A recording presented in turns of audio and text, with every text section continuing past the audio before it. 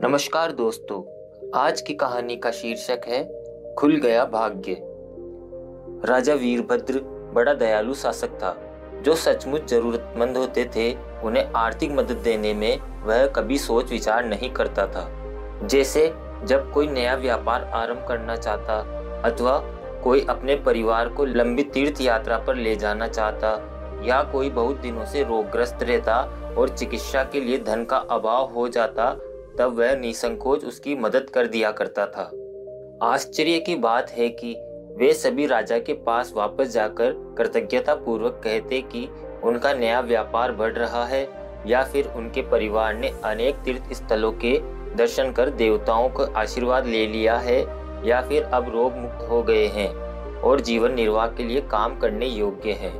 राजा को यह देखकर प्रसन्नता होती थी कि समय पर दी गई उसकी मदद से वांछित परिणाम मिल गया, लेकिन उसे एक बात का दुख रह गया।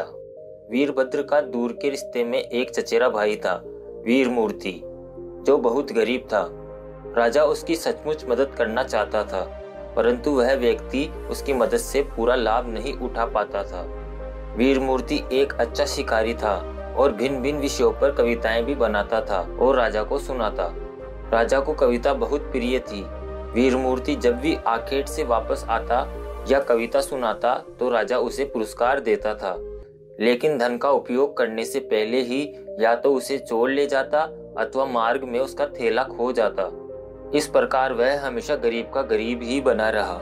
जब भी वह महल में आता तो वह मैले कुचले कपड़ों में होता अथवा भूखा प्यासा रहता। एक दिन वीरमूर्ति ढेर सारे शिकार के साथ महल में आया। वीरभद्र उस पर बहुत प्रसन्न हुआ। उसने अपने दरबारियों के सामने उसे पुरस्कार देना चाहा, इसलिए उसने इन सबको बुलाकर कहा, आप सब मेरे चचेरे भाई वीरमूर्ति को जानते हैं। आज उसने ढेर सारे शिकार मारकर अपनी बहादुरी दिखाई है। मैं आप सबके सामने उसे पुरस्कार देना चाहता हूँ। तब राजा ने विधि पूर्वक उसे एक चमकदार नारंगी भेंट की और मुस्कान के साथ उसे विदा किया। वीरमूर्ति ने झुककर राजा को धन्यवाद दिया और दरबार से बाहर निकल गया। दरबार में कानाफूसी होने लगी। राजा अपने गरीब चचेरे भाई के साथ शरारत तो नहीं कर रहे हैं। राजा ने कानाफूसी सुन ली, लेकिन उस पर ध्यान नहीं दिया। न तो चचेरे भाई को और न ही दरबारियों को यह खबर थी कि पुरस्कार में दी गई नारंगी साधारण नहीं थी और उसमें मूल्यवान रत्न थे। वीरमूर्ति ने पुरस्कार के बारे में दोबारा नहीं सोचा। आखिर राजा ने दरबारियों के सामने उसकी बहादुरी की तारीफ की। उसके लिए बहुत बड़ी बात थी। मामूली नारंगी से यह कहीं अधिक बड़ा पुरस्कार था। उसे वह अपने थैले में डालकर घर की ओर चल पड़ा। मार्ग में उसे एक भिक्षु मिला। उसने अपना कटोरा उसके सामने बढ़ा दिया। वीरमूर्ति के पास पैसे नहीं थे, इसलिए उसने थैले से नारंगी निकाली और भिखारी के कटोरे में डाल दी। तुम्हें भूख लग रही होगी, इसे खा लो, यह कहकर वीरमूर्ति चलता बना। भिक्षु यह देखकर आश्चर्य करने लगा कि नारंगी असामान्य रूप से भारी है। वह बहुत चमकदार थी, इसलिए उसे राजा के पास ले जाने का उसने निश्चय किया। पहरेदारों ने राजा की दानशीलता को जानते हुए भिक्षु को महल के अंदर जाने दिया। जब वह दरबार के अंदर गया, राजा ने उसे बड़े आदर के साथ बैठाया। भिक्षु ने सुनहरी नारंगी निकालते हुए कहा, महाराज, कृपया इस गरीब भिक्षु का उपहार स्वीकार करें, किंतु इसके साथ मेरा आशीर्वाद है, चिरंजीव भव। नारंगी को देखते ही वीरभद्र जान गया कि उसका अभागा भाई नारंगी का मूल्य समझ नहीं सका। उसने नारंगी स्वीकार कर ली और उसे चांदी के सिक्कों से भरा एक थैला भेंट किया। भिक्षु राजा को आशीर्वाद देकर चला गया।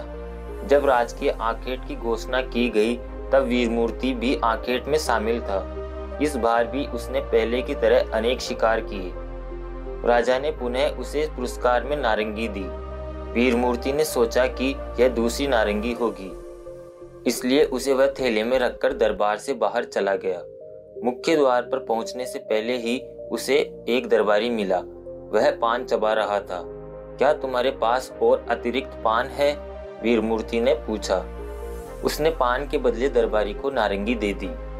दरबारी ने दबी हंसी के साथ उसे स्वीकार कर लिया।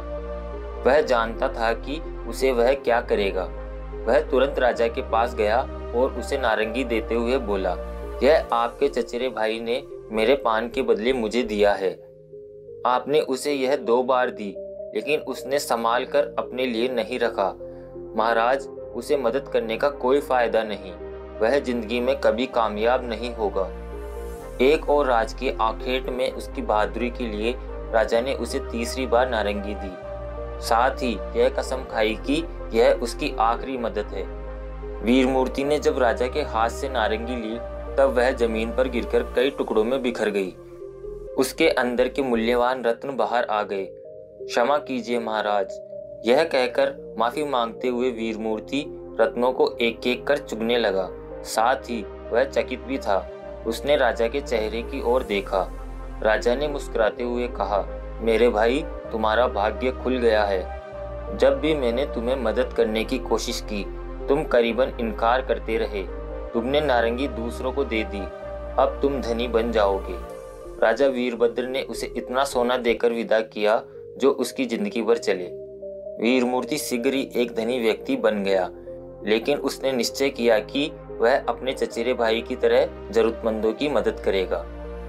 आपको ये कहानी कैसी लगी, नीचे कमेंट करके हमें जरूर बताइएगा।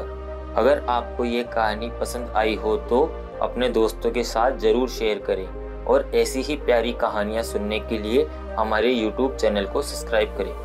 धन्यवाद।